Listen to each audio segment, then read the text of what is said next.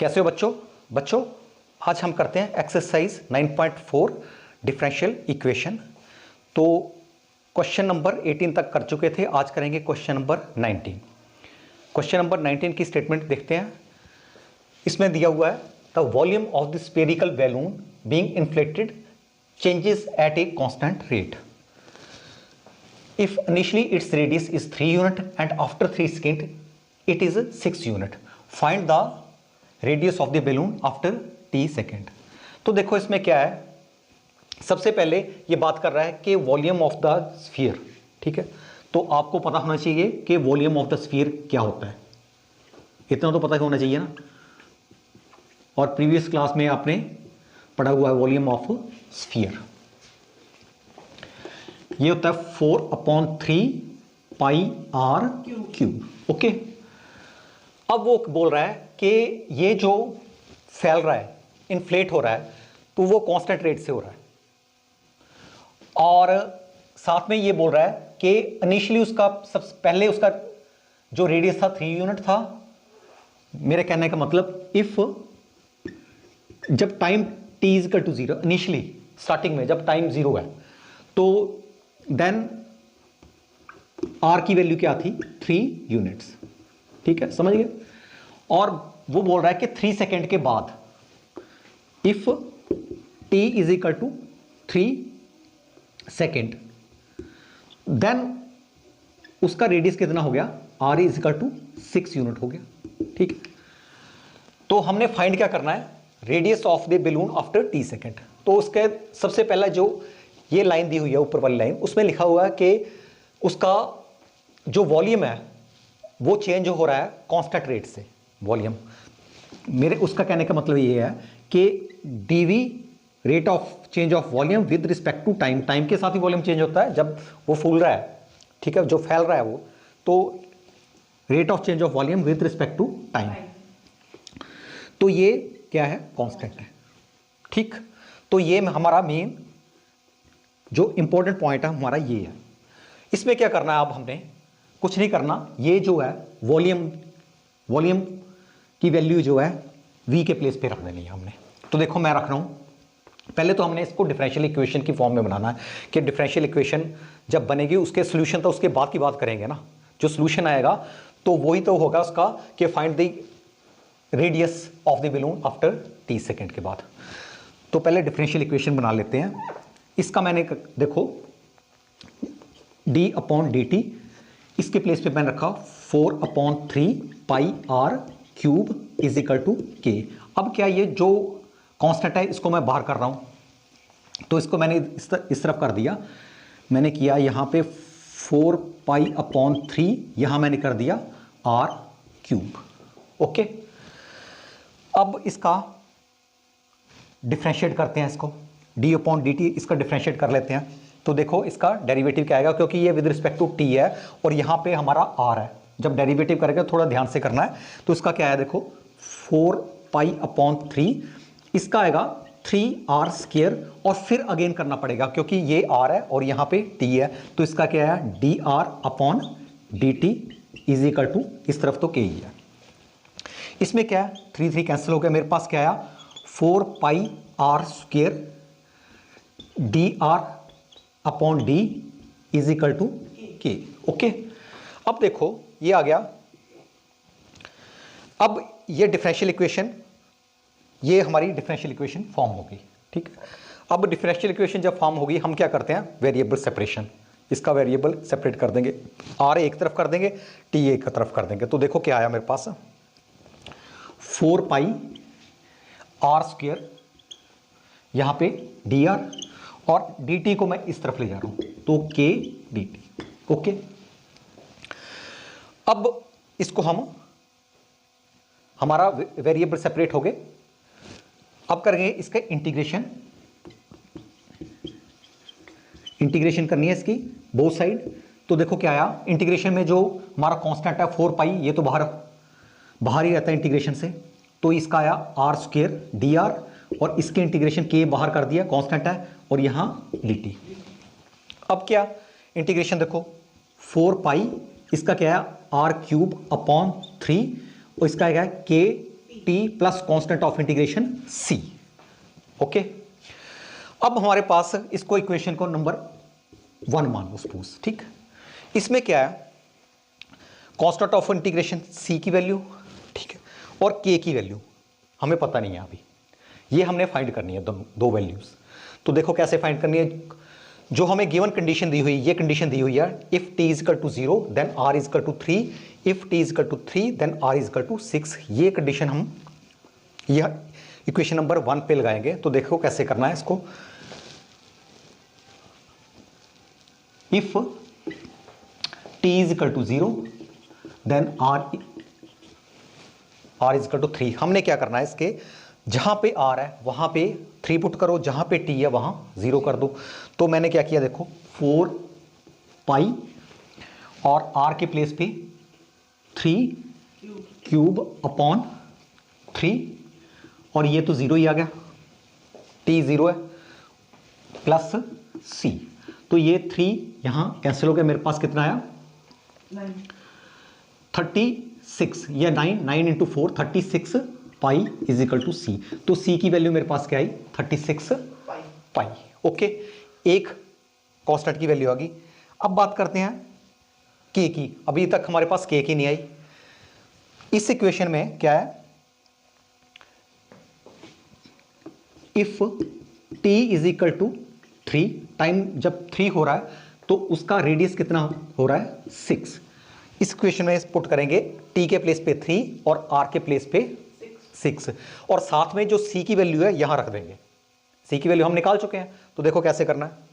मेरे पास आया 4 पाई, आर के प्लेस पे क्या रख रहा हूं मैं 6 क्यूब। ओके, और यहां पे नीचे 3, और यहां पे तो के ही है, और टी के प्लेस पे क्या रख रहा हूं मैं 3 कर दिया, यहां 3 के बन गया, और यहां पे सी के प्लेस पे 36 पाई। ओके, तो इसका आया देखो 4 पाई इंटू इसका 36 इंटू यहां 6 करो और 3, 6 इंटू 6 36, और एक और 6 है, इसको अलग कर दिया मैंने, यहां आपस में कैंसिल हो गया, यहां पे आया 2 और 3k प्लस 36 पाई। अब क्या है, इसको आपस में मल्टीप्लाई किया 72 को 4 से मल्टीप्लाई किया तो कितना आया 288 pi. Okay, is equal to 3k plus 36 pi. 36 pi को इस तरफ लाओ तो 3k is equal to 288 pi minus 36 pi. इसको आपस में माइनस किया तो कितना आया 252 पाई। 3 को नीचे लाओ, अपॉन 3 करो, ठीक है, तो इसका क्या आया 8 और इसका आया 4, 84 पाई। के की वैल्यू क्या आई 84 पाई। ओके, हमारे पास अब के की वैल्यू 84 पाई और सी की वैल्यू तो पहले आ चुकी है। अब बस इसमें हम के के प्लेस पे 84 पाई रखेंगे, सी के प्लेस पे तो 36 पाई तो हमें पता ही है। तो देखते हैं आर की वैल्यू क्या आई। मेरे पास 4 pi upon 3 r cube is equal to k place पे मैं रख रहा हूं 84 पाई। ओके, और साथ में क्या है साथ में है टी, और सी के प्लेस पे 36 प्लस 36 पाई। ओके, अब देखो इसमें यहां पाई बाहर निकाल लो, और यहां पे देखो ना, इसको मैंने 4r क्यूब अपॉन 3 पाई को अलग कर दिया, यहां पे पाई को अलग किया 84t प्लस 36 पाई पाई कैंसल। ये आया मेरे पास 4r cube upon 3 is equal to 84। अच्छा, इसमें थोड़ा सा और बाहर कर सकते हैं इसको। अगर मैं यहां से 12 बाहर करूं 12 कॉमन लूँ तो मेरे पास क्या आया 7t प्लस 3। ओके, और अब इसको इस तरफ लाओ, 4 को नीचे ले जाओ, r cube is equal to 12 into 3 upon 4 7t plus 3। इसमें ये 3 आया, ये आया r cube is equal to 9 7t plus 3। ठीक है, तो आर की वैल्यू अगर मैं R3 है, हमें R चाहिए, R की वैल्यू चाहिए, तो मैंने इसको 1/3 कर दिया, इस तरफ भी मैंने 9 7t प्लस 1/3, इसके दोनों तरफ पावर कितनी ले ली 1/3, तो ये 3 तो कैंसिल हो गया, तो 70 प्लस 3 70 प्लस 3। ठीक है, तो मेरे पास क्या आया, R की वैल्यू क्या आई 9 7t प्लस 3 और 1/3। तो जो R की वैल्यू मेरे पास आई व्हेन टाइम इज t, तो ये हमारे पास, ये हमारा इसका आंसर हुआ। तो बच्चों next question, question number 20। Question number 20 इसमें दिया है, in a bank principal increases continuously at the rate of R% per year. तो उन्होंने आर की वैल्यू नहीं बताई है, उन्होंने इतना बता दिया कि जो प्रिंसिपल है, जो हम बैंक में पैसा रखते हैं, प्रिंसिपल उसको बोलते हैं, तो वो जो है R%, उसका जो इंक्रीज हो रहा है वो पैसा, तो R% से इंक्रीज हो रहा है। ठीक है, तो हमने फाइंड क्या करना, find the value of r की वैल्यू फाइंड करनी है। इसमें क्या है, आर क्या है, रेट ऑफ इंटरेस्ट ही पड़ेगा, तो रेट ऑफ इंटरेस्ट आर हमने फाइंड करना है। इफ ₹100, मान लो ₹100 की बात करते हैं, स्टार्टिंग में आपके पास 100 रुपीज़ है और वो डबल होते हैं, अपने आप डबल हो जाएंगे 10 साल के बाद, अगर वो डबल हो रहे हैं 100 के 200 बन रहे हैं, तो उसमें वो पूछ रहा है कि कितना रेट ऑफ इंटरेस्ट पड़ा। ठीक है, मेन ये क्वेश्चन है, तो देखते हैं इसको कैसे करना है। तो इसमें क्या है, वो बोल रहा है कि प्रिंसिपल जो है increase continuously at the rate this, तो इसका मतलब क्या है, rate of change of principal with respect to time, क्योंकि जो हमारे जो पैसे बढ़ेंगे, हमारा जो प्रिंसिपल बढ़ेगा टाइम के साथ ही बढ़ेगा, तो इसका क्या है, R परसेंटेज किसकी, P की। ठीक है, R% ऑफ P। ओके, तो देखो dp dt is equal to R, percentage means 1/100, of means multiply into P। जैसे हम निकालते हैं 5% ऑफ समथिंग, तो जैसे हम निकालते हैं 5% ऑफ 50, तो कैसे करते हैं हम 5/100 इंटू 50, ऐसे नहीं करते हम। ठीक है, तो इसका क्या आया 2, तो कितना आया 2.5, दिस इज द 5% ऑफ 50। तो ऐसे ही ये करेंगे, R% ऑफ P। तो इसका देखो, अब ये जो मेरे पास आया, this is the differential equation है, और डिफरेंशियल इक्वेशन हम इसमें क्या करेंगे, वेरिएबल सेपरेशन करेंगे इसकी, तो इसके बाद में करते हैं। इसका मेरे पास है dp/P, और इसका आया, इसको यहां पे हम dt इस तरफ ले गए और 100 को यहां रहने दिया नीचे, और यहां पे r तो है ही है। ओके, अब क्या है, इंटीग्रेशन करना है, इसको इंटीग्रेशन बोथ साइड करना है। तो देखो क्या आया मेरे पास, dp/P, और यहां पे R/100, और इसका क्या आया dt। ओके, अब इसका हमें पता है dx/x, इसका क्या आता है इंटीग्रेशन log p, और इसका आएगा RT/100, इसका तो t आया, तो RT बन गया 100 प्लस कांस्टेंट ऑफ इंटीग्रेशन। अब जब हमें पता है कि अगर मैं यहाँ से log को एलिमिनेट करूंगा तो मेरे पास अगर p की वैल्यू मैंने देखनी तो इसकी आएगी exponential RT upon 100 plus C। Okay, ऐसे लिख सकते हैं हम। तो इसको अगर थोड़ा और सिंप्लीफाई करना तो इसका क्या आया, ERT अपॉन 100। इसको मैं ऐसे भी लिख सकता हूं, मल्टीप्लाई EC। मैंने क्या किया, base, if base are same power will be add. यहां पावर ऐड हुई है, इसका मतलब मैंने इसको अलग अलग कर दिया। ठीक है, अब बात करते हैं कंडीशन की। कंडीशन में क्या दिया हुआ, कहता कि उसका ₹100 है प्रिंसिपल इफ टाइम इज, मेरे पास स्टार्टिंग में टाइम अगर 0 था तो मेरे पास पैसे प्रिंसिपल कितने थे, पैसे कितने थे, तो प्रिंसिपल था 100। और मैं t = 0 p = 100 इसमें पुट करने जा रहा हूं। उससे हमें क्या होगा, हमें ये कांस्टेंट ऑफ इंटीग्रेशन जो है EC, इसकी वैल्यू हमें मिलेगी।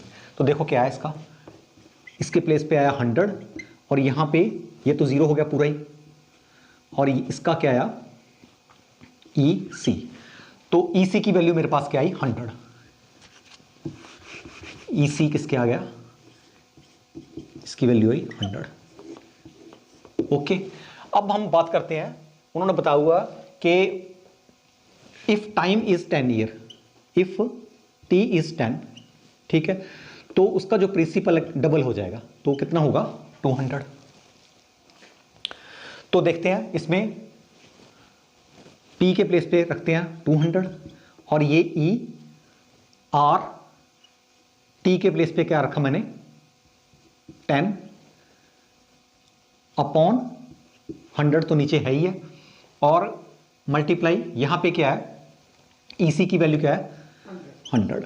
ओके, अब इसको इस तरफ लाओ, ये मेरे पास आ गया, इस 100 को इस तरफ ले गए तो मेरे पास क्या आया 2, this is equal to 2, this is equal to 2। तो ये आपस में कट गए, तो फाइनल मेरे पास क्या है ER upon 10 is equal to 2। और जब अब मैं यहां पे E को अगर मैं एलिमिनेट करता हूं तो मेरे पास क्या आया R upon 10 is equal to log 2 with base E। अब उन्होंने क्वेश्चन में दिए हुए log 2 की वैल्यू क्या दी हुई है दिस, तो मैं log 2 के प्लेस पे जो गिवन वैल्यू है ये रख रहा हूं। तो मेरे पास क्या है R upon 10 is equal to 0.6931। Okay, तो 10 को दूसरी तरफ ले जाओ, R is equal to 0.693 into 10। अब इसको आपस में मल्टीप्लाई किया तो ये जो पॉइंट है इस तरफ खिसक जाएगा, इस तरफ चले जाएगा, तो मेरे पास R की वैल्यू क्या आई 6.93। ठीक है, तो जो हमारे पास रेट ऑफ इंटरेस्ट है तो मेरे पास क्या आया 6.93। यही हमें इससे फाइंड करना था, यही हमारा आंसर है। तो बच्चों क्वेश्चन नंबर 21, क्वेश्चन नंबर 21 में स्टेटमेंट पढ़ते हैं। In a bank principal increases continuously at the rate of 5% per year. तो उसमें क्या दिया हो देखो, principal rate of change of principal with respect to time कितना है 5% ऑफ जितना जो भी प्रिंसिपल है। ठीक है, ये गिवन दिया हुआ है। आगे क्या लिख रहा है, an amount of ₹1000 is deposit. Bank में कितना डिपॉजिट कराया, इनिशियली स्टार्टिंग में 1000 डिपॉजिट कराया, और how much with it worth after 10 year. तो इसका 10 ईयर के बाद, 10 साल के बाद इसका कितने हमारे पास कितने पैसे बनेंगे हमारा, सीधी सी बात है। तो इसमें rate of change of principal with respect to time ये दिया हुआ है 5% ऑफ प्रिंसिपल। तो इसका क्या आया देखो, dp upon dt is equal to 5, इसके प्लेस पे 100, इसके प्लेस पे मल्टीप्लाई यहाँ p। ओके, तो ये हमारी डिफरेंशियल इक्वेशन बन गई। इसको वेरिएबल सेपरेट करना है अब, तो मेरे पास आया dp अपॉन p, तो ये तो कैंसिल हो गया, यहाँ 20 आया, और ये क्या आया dt 1/20। ओके, अब इसका इंटीग्रेशन करना है। जब इसका इंटीग्रेशन बोथ साइड किया तो देखो क्या आया, dp/p और 1/20 कर दो बाहर, और ये आया dt। इसका क्या आया, log p, और इसका आया t/20 प्लस c कर दो, कांस्टेंट ऑफ इंटीग्रेशन। अगर मैं यहाँ log यहाँ से एलिमिनेट करता हूँ तो इस तरफ क्या बन जाएगा, देखो p की वैल्यू क्या आएगी, p is equal to exponential t/20 plus c। ठीक है, इसको ऐसे भी ले सकते हैं, p is equal to e t/20 multiply e c, base same power add, ऐसे इसको मैंने स्प्लिट कर दिया। ओके, अब बात करते हैं जो कंडीशन दी हुई है। कंडीशन में क्या है, इफ टाइम 0 है, ठीक है, स्टार्टिंग में हमने कितने पैसे डाले, ₹100, देन प्रिंसिपल कितना था हमारा 1000, ये कंडीशन है। Time is t is to 0, p is to 1, starting में जितने पैसे थे। तो मैं यहाँ पे t के प्लेस पे 0 रख रहा हूँ और p के प्लेस पे 1000 रख रहा हूँ। ठीक है, 1000, और यहाँ पे आया E0 इंटू ई सी। तो ई सी की वैल्यू क्या है, ये तो 1 आ गया, तो ई सी कितना आया 1000। ई सी कितना आया मेरे पास 1000 आ गया।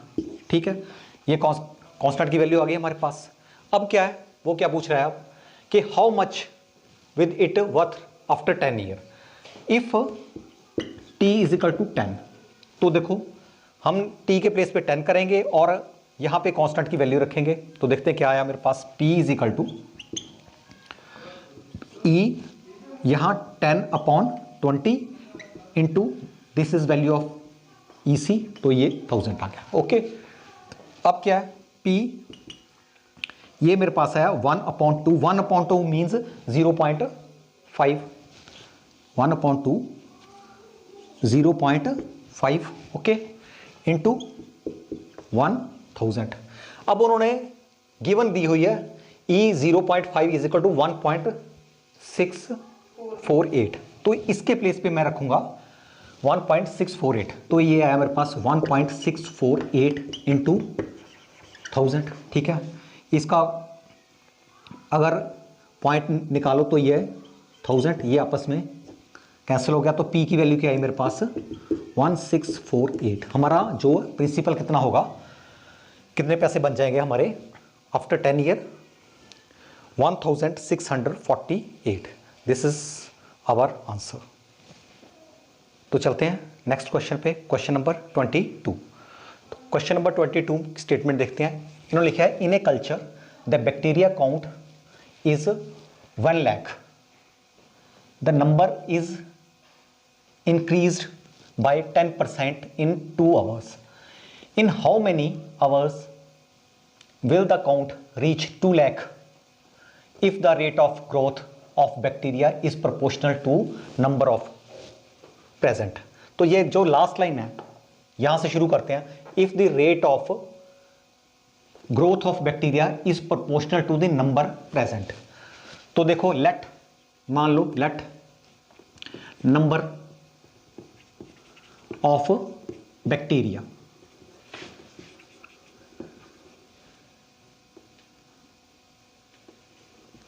आर वाई, ठीक है, नंबर ऑफ बैक्टीरिया वाई है। ठीक है, तो उन्होंने बोला होगा कि rate of growth of bacteria, rate of growth of, rate of change of किसके साथ, टाइम के साथ बढ़ते हैं बैक्टीरिया। तो rate of change of bacteria with time is proportional to the number present, जितने भी है वाई नंबर प्रेजेंट है, rate of change of this is proportional to y. ठीक है, तो प्रोपोर्शनलिटी अगर साइन अगर हटाना है तो हम यहाँ इजिकल टू, यहाँ कांस्टेंट के और यहाँ पे वाई करेंगे। ठीक है, इसमें देखो क्या है, हमारे पास जैसे कोई कल्चर है, जैसे हम दूध से दही बनाते हैं, तो वो जो उसमें डालते हैं, थोड़ा सा दही डालते हैं दूध में, तो वो जो दही होता है एज ए कल्चर यूज होता है, उसमें बैक्टीरिया होता है। ठीक है, तो वो जो कल्चर है, ठीक, उसमें कितने बैक्टीरिया, मान लो 1 लाख बैक्टीरिया है, और वो जो इंक्रीज कर रहे हैं, किस रेट से कर रहे हैं, 10% इन 2 आवर्स। 2 घंटे में वो जितने, अगर मेरे पास 1 लाख है तो 2 घंटे बाद कितने हो जाएंगे, 1,10,000, ठीक है।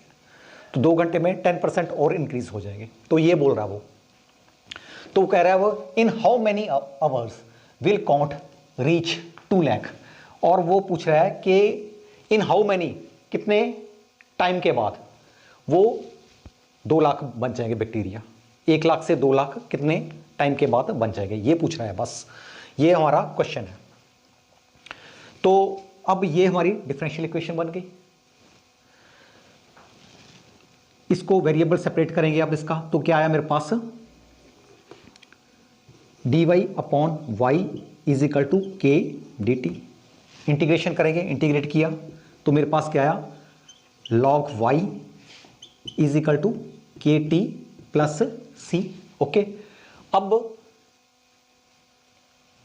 देखते हैं इसका क्या है कि अगर हमारे पास t टाइम हमारे पास 0 था स्टार्टिंग में, तो हमारे पास बैक्टीरिया कितने हैं, 1 लाख बैक्टीरिया। तो मैं t के प्लेस पे 0 और y के प्लेस पे 1 लाख रख रहा हूं, तो मेरे पास क्या आया, log 1 लाख, और यहां पे इज इक्वल टू सी। तो सी की वैल्यू मेरे पास ये आ गई, log 1 लाख। ओके, अब बात करते हैं if t is equal to 2, अगर टाइम 2 है, 2 आवर्स है, ठीक है, यूनिट 2 है इसका, तो y की वैल्यू क्या होगी, y देखो पहले तो 1 लाख तो पहले ही है, ठीक है, उसमें 1 लाख पहले है, उसमें कितने ऐड होंगे, 10% ऑफ 1 लाख, 1 लाख का 10% उसमें ऐड हो जाएंगे। वो बोल रहा है जो क्वेश्चन दिया हुआ, तो इसका मतलब क्या है, y कितना बन गया हमारे पास, y इज इक्वल टू 1100, क्योंकि इसको देखो, इसको सॉल्व करना तो आता है आपको, इसको 1 लाख प्लस 10/100 इंटू 50, और ये 0 यहां से 10,000 आ गया, 10,000 प्लस 1 लाख 10,000, तो इसका क्या आया, 1,10,000, 1,10,000। इसका मतलब if t is equal to 2, तो y कितना है, 1,10,000। अब यहां पे t के प्लेस पे मैं 2 रखूंगा और y के प्लेस पे 1,10,000, तो log 1,10,000 is equal to k, और यहां पे t के प्लेस पे 2, और c की वैल्यू कितनी है मेरे पास, 1 लाख, log 1 लाख, log, ठीक है। अब इसको इस तरफ लाओ, मेरे पास क्या है, log 1,10,000 minus log 1 lakh is equal to 2k, log m minus log n, log m upon n, तो इसका क्या आया, log अपॉन, और इसकी ये कट गया, तो इसका क्या आया, 2k, और मेरे पास क्या आया, log 1.1, 11/10, तो 1.1 आया, और 2 को नीचे लाओ, तो k की वैल्यू क्या है मेरे पास, log 1.1/2। ओके, तो हमने क्या किया, इसमें हमने k की वैल्यू निकाल ली और c की वैल्यू निकाल ली हमने। अब हमने जो उसने पूछा हुआ है कि हाउ मेनी आवर्स, t की हाउ मेनी आवर्स मीन्स हमने t निकालना है, will the count reach 2 lakh, 2 lakh, y के प्लेस पे मैं 2 लाख करूंगा, k की वैल्यू मुझे पता है, c की वैल्यू पता है, हमने ऑटोमेटिकली हमारा जो t की वैल्यू हम फाइंड कर सकते हैं। तो देखो इसमें ही मैं पुट कर रहा हूं log 2 lakh, okay, is equal to k के प्लेस पे क्या आया, log 1.1 upon 2 into T plus C के प्लेस पे जो भी दिया हुआ है लॉग 1 लाख। इसको इस तरफ ला रहा हूं मैं, तो मेरे पास क्या आया, log 2 lakh minus log 1 lakh is equal to log 1.1 upon 2। Okay, ये log m minus log n, तो इसका क्या आएगा, लॉग 2 अपॉन 1 मीन्स लॉग 2 ही आया। ठीक, तो ये क्या है, यहां पे साथ में t भी है, सॉरी यहां t भी है। ओके, तो ये है log 2 और यहां पे log 1.1 अपॉन 2 है, सॉरी यहां लिखो log 1.1 अपॉन 2 इंटू टी। ठीक, अब